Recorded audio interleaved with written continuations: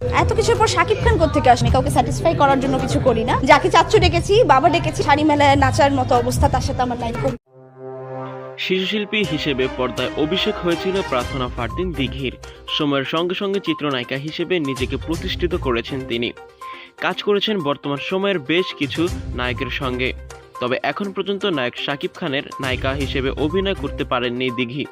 যদিও একসময় শিশুশিল্পী হিসেবে এই নায়কের সঙ্গে স্ক্রিন শেয়ারের সুযোগ হয়েছিল তার, তবে নায়িকা হিসেবে সেই সুযোগ হয়ে ওঠেনি। কেন শাকিবের সঙ্গে বর্তমানে কাজ করা হচ্ছে না?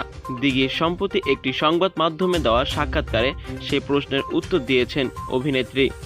কাউকে স্যাটিসফাই করার জন্য কিছু করি না। যাকে চাচ্চু ডেকেছি, বাবা ডেকেছি, শাড়ি মেলায় নাচার মতো অবস্থা তার সাথে আমার নাই। জানিয়েছেন শাকিব খানের সঙ্গে রোমান্স করতে চান না তিনি। রোমান্স না করার বিষয়টি ব্যাখ্যা করে দিঘি বলেন, শাকিব আঙ্কেলের সঙ্গে চাচ্চু আমার চাচ্চু সিনেমা হয়েছে, মানুষ আমাকে সেভাবে দেখেছে। এই জায়গা থেকে মনে হয় শাকিব আঙ্কেলের সঙ্গে রোমান্স করা আমার জন্য ঠিক হবে না।